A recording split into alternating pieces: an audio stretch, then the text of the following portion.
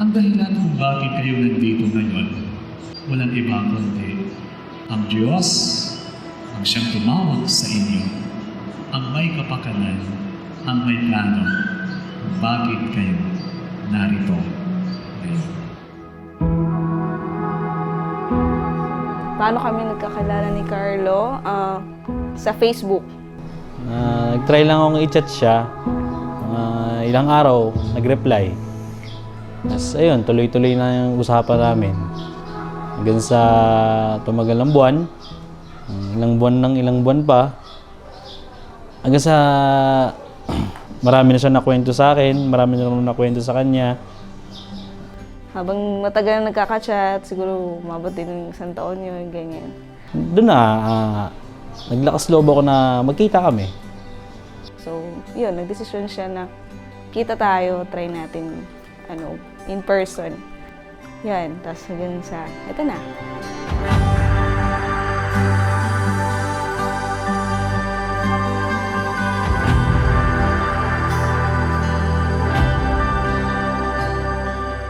Mula sa simula, Carlo, may nakatagmani na para sa iyo. At ipinagkanoob sa iyo, pinili sa iyo, si Camilo.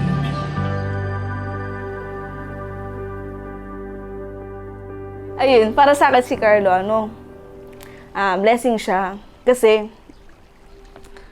yung hiniling ko kay God, yung lagi kong pinagpipray, yung mga sign na hiningi ko sa kanya, hindi ko alam na si Carlo na pala yun. Sabi ko, thank you. Sabi ko kanya. Kasi dumanan ako sa ibang relasyon, parang ang sakit. Tapos, si Carlo na yung nagbigay sa akin ng yung hindi na katulad ng dati. Yung hindi mo na maranasan na mabroken. Hindi mo na maranasan na masaktan. Mahal, thank you kasi hinintay mo talaga na yung sinabi ko sa'yo, hinintay mo ko mag-adjust para lang sa family, sa future family natin. Thank you talaga kasi ako yung napili mo maging asawa. Kasi hindi ko na-expect yun kasi kilala ko yung sarili ko parang di naman ako deserve. Pero ako parang yung pinili mo. Kaya maraming salamat kasi sobrang thankful ako na ako ngayon napili mo. Sobrang saya ko. Tapos ito na tayo. Totoo na to. Tapos magkakaroon na rin tayo ng baby. Ang saya. Sana tuloy-tuloy saya ko na maging asawa mo. Kaya salamat din sa mga alaga na binibigay mo, sa pang-aasar mo. Kahit nainis ako, minsan natatawa din. Salamat kasi nababago yung mood ko at nababago din yung ugali ko. Nagiging masaya ako. Kahit di ko nasasabi sa'yo, pero sobrang saya ko ngayon. Kaya maraming salamat dumating sa buhay ko.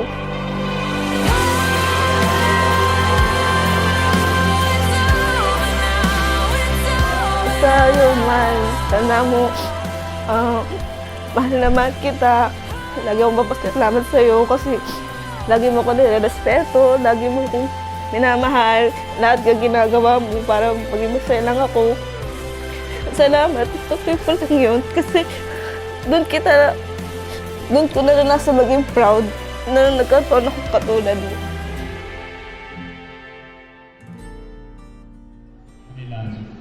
Bukod pa sa iyong lumagin yung pagparito upang makaisang dibdib si Carlo na iyong pakamamahalin at paglilingkuran habang buhay? Opo, Father. Carlo, bukod ba sa iyong lumagin yung pagparito upang makaisang dibdib si Camila na iyong pakamamahalin at paglilingkuran habang buhay? Opo, Padre. Save a place at the table. Message ko sa'yo, mahal, salamat. Tinanggap niyo ako ng pamilya mo, lolo't lola mo, mga kamag-anak mo. Tinanggap nila ako. At ganoon din naman din sila mama, lolo't lola ko, mga kamag-anak ko.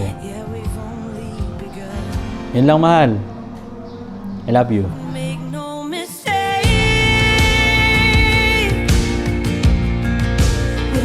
Pangakong habang buhay, ibibigay ko ngayong araw na to.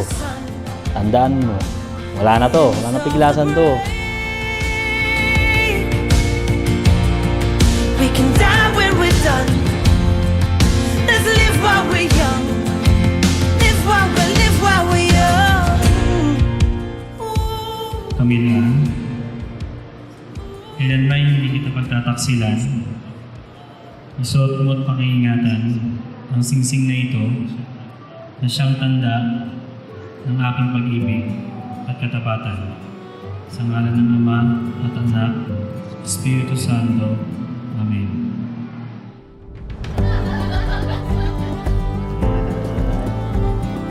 Pinahihari niya kay Carlo para matuto siya. At least sa akin siya nagtanong. Hindi siya mahilig man yung sa mga cooking show na sa TV nga, hindi siya mahilig. Sa bahay nga, ma, hindi pa ba luto yan? Gutom na ako eh. Gusto niya, pag naamoy niya yung niluto mo, kakain agad siya. Carlo, kailan ba hindi kita pagtataksilan? Isuot mo ang pagkaingatan ang singsing na ito na siyang tanda ng aking pag-ibig at katapatan sa ngalan ng Ama at ng Anak at ng Espiritu Santo. Amen. Ano pong mensahe nyo kay Camille at ano pong maibibiling nyo? Gayahin mo kaming dalawa, hindi kami nag-aaway. Huwag mo na yung padutahin lagi. Dahil pagdating sa shooting, natutulog yan. Oh, ay, masaya, siyempre. Kasi dinanas namin yan. Dinanas yan eh. Ito na yun. Yun nga, sa future baby natin, ipapangako sa'yo na magiging mabuting housewife ako. Sa akin po, unang-una, maraming salamat sa parents ko at sa parents ni Camille. Kundi po dahil sa kanila, hindi mangyayari to. Nak, iwasan mo yung pagiging masungit.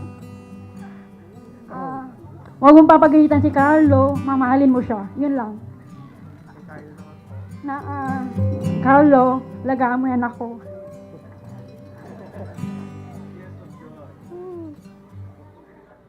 Basta, mahal na mahal ko kayo.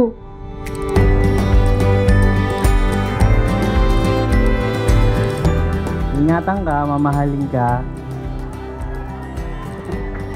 Basta sa bahay, akong bahala maglinis. Oo, okay. Ako lagi nagtatapon ng basura. Siyempre magtatrabaho para sa anak natin.